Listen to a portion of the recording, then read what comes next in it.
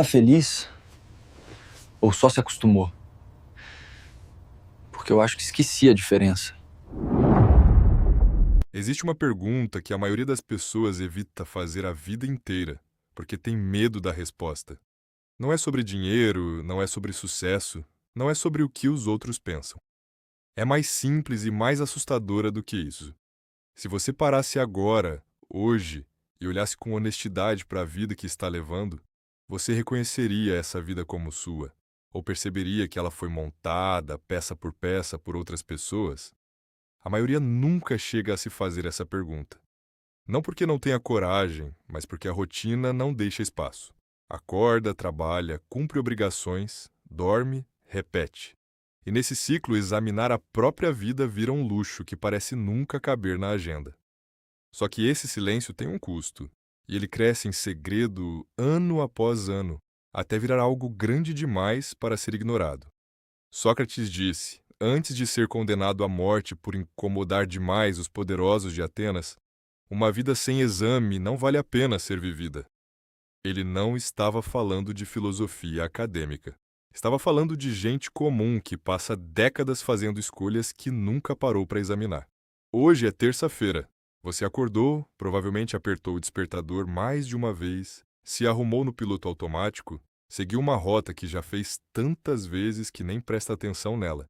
Chegou num lugar onde vai passar a próxima década, voltou, comeu alguma coisa olhando o celular e vai dormir pensando no dia seguinte, que vai ser praticamente igual. Isso não é uma crítica, é uma descrição. Eu já vivi exatamente essa semana, repetida por anos, sem notar que ela se repetia. E a pergunta que importa não é se isso é ruim, é se foi você quem escolheu ou se aconteceu com você. Tem um jeito simples de descobrir. Você lembra a última vez que fez alguma coisa sem nenhum motivo além de gostar de fazer? Não um hobby de fim de semana encaixado entre compromissos. Algo que você fez porque queria, sem pensar em produtividade, em resultado, em quem ia ver. Se a resposta demorou para vir, isso já diz alguma coisa. Tem outro teste, mais desconfortável ainda. Imagina que você ganhou um ano de folga, com salário garantido, sem precisar explicar nada para ninguém. O que você faria no primeiro mês? Se a resposta que vier for parecida com a vida que você já leva, ótimo. Você está no lugar certo. Mas se vier alguma coisa completamente diferente, vale parar e perguntar por que você não está fazendo isso agora, mesmo sem o ano de folga. Tem gente que escolheu a faculdade porque o pai ficaria desapontado com qualquer outra opção e passou 15 anos numa profissão que paga bem e não significa nada. Tem gente que comprou uma casa maior do que precisava porque o cunhado comprou uma no ano anterior. Tem gente que ainda está num casamento que morreu há anos porque separar pareceria um fracasso público. Eu mesmo demorei para admitir que parte das minhas escolhas tinha essa mesma origem. Decisões que pareciam minhas, mas que na verdade eram respostas a expectativas de gente que eu nem tinha coragem de contrariar. Nenhuma dessas pessoas é fraca ou burra. Elas só nunca pararam tempo suficiente para perceber que estavam seguindo um molde escrito por outra pessoa. Esse molde não aparece do nada. Ele é construído, tijolo por tijolo, desde muito cedo. A escola ensina-se a seguir instruções, não a se conhecer. A família tem uma imagem pronta do que significa dar certo. E qualquer desvio dessa imagem é tratado como ameaça, mesmo quando vem embrulhado em preocupação genuína. As redes sociais mostram um recorte editado da vida dos outros, e o cérebro compara sem avisar, gerando uma insatisfação que a pessoa nem consegue nomear direito. E tem um detalhe que poucos percebem. Quanto mais essa pessoa dá certo pelos padrões de fora, mais difícil fica questionar qualquer coisa. Se você tem um cargo bom, uma casa própria, uma família estruturada, admitir insatisfação parece ingratidão. Então a pessoa engole o incômodo, chama isso de maturidade, e segue mais alguns anos sem tocar no assunto. Até o incômodo ficar grande demais para ser ignorado, geralmente de uma forma que ninguém escolheria. Um colapso de saúde, um divórcio, uma crise que parece ter vindo do nada, mas que na verdade estava sendo empurrada para debaixo do tapete havia anos. Existe também um cálculo que a maioria faz sem perceber que está fazendo. O conhecido ruim parece mais seguro que o desconhecido bom. Ficar num emprego que esvazia é mais confortável no curto prazo do que arriscar algo novo e talvez falhar. O problema é que esse cálculo só funciona se você não contar o custo dos anos. E esse é justamente o tipo de conta que a maioria evita fazer, porque o resultado costuma ser mais assustador do que o próprio risco que se está tentando evitar. E esse custo é real, mesmo quando não aparece numa conta bancária. Aparece no corpo como cansaço que o sono não resolve. Aparece na cabeça como uma irritação de fundo que a pessoa atribui ao trânsito, ao clima, a qualquer coisa menos a causa verdadeira. Aparece nos relacionamentos quando alguém percebe que está casado, tem amigos, tem uma agenda cheia e ainda assim se sente sozinho, porque ninguém ali conhece a versão de verdade. Só a versão que performa bem.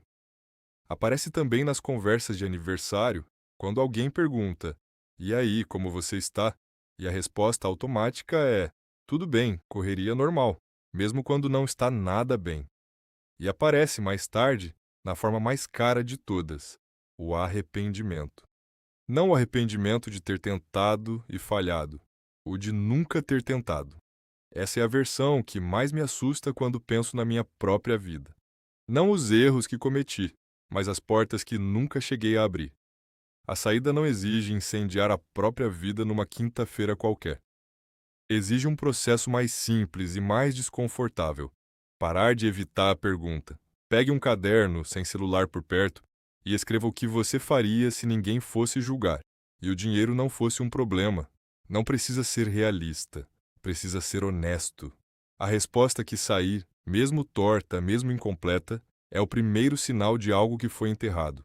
Depois, olhe para as metas que você já tem, a promoção que persegue, a casa que quer comprar, o relacionamento que mantém, e pergunte, uma por uma: essa é minha ou eu peguei emprestada de alguém? Não é preciso jogar tudo fora. É preciso saber com clareza o que é seu e o que nunca foi. A parte mais difícil vem depois. Aceitar que mudar vai doer. Vai ter gente que não vai entender. Vai ter medo. E isso é o preço de sair do molde pronto. E é bem mais barato do que o preço de ficar nele até o fim. Comece pequeno. Diga não a um convite que só aceitaria por obrigação. Separe uma hora na semana para aquilo que você abandonou sem perceber. Experimente algo fora do molde, mesmo que pareça insignificante, porque o objetivo, no começo, não é mudar a vida inteira, é lembrar como é fazer uma escolha que é sua. Isso pode parecer pouco perto do tamanho do problema, mas não é. Uma pessoa que passa 20 anos sem escolher nada por conta própria não vai virar outra pessoa da noite para o dia só porque teve um momento de clareza. Ela vai voltar a escolher aos poucos, um não aqui, uma hora ali, uma conversa honesta adiada há tempo, até que essas pequenas escolhas comecem a formar um caminho diferente do anterior, sem que seja preciso um estopim dramático para isso acontecer. E talvez o passo mais importante seja trocar a régua que você usa para medir a própria vida. Enquanto o sucesso for definido por ter casa maior, cargo mais alto, seguidores a mais, vai sempre faltar alguma coisa, porque essa régua não tem fim. Quando o sucesso passa a ser definido por significado, a pergunta muda. Não é mais isso impressiona alguém? É isso soma alguma coisa real à minha vida? Ninguém faz essa travessia sozinho com facilidade. Terapia, uma conversa honesta com alguém de confiança, gente que já passou por isso e saiu do outro lado. Tudo isso ajuda a sustentar a mudança nos dias em que vai bater vontade de voltar para o conhecido. E vai bater. Não uma vez, várias. A tentação de voltar ao molde pronto é forte justamente porque ele é previsível. E previsibilidade é uma forma de conforto, mesmo quando o conteúdo desse conforto está vazio. Sócrates fez essa pergunta há mais de 2000 anos e ainda incomoda, porque continua verdadeira. Uma vida sem exame não vale a pena ser vivida. Eu levo essa frase comigo há um tempo, e ainda assim preciso me lembrar dela quase toda semana, porque é fácil voltar ao automático. A boa notícia é que examinar não exige mudar tudo hoje, exige só parar de fingir que está tudo bem quando não está. Daqui a 10 anos você vai olhar para trás e se agradecer por ter mudado agora, ou vai fazer a mesma pergunta que está adiando desde sempre? Não existe uma resposta certa que sirva para todo mundo. Só existe a resposta que você continua evitando dar a si mesmo. Escreve nos comentários qual parte da sua vida você segue no automático, sem ter escolhido de verdade.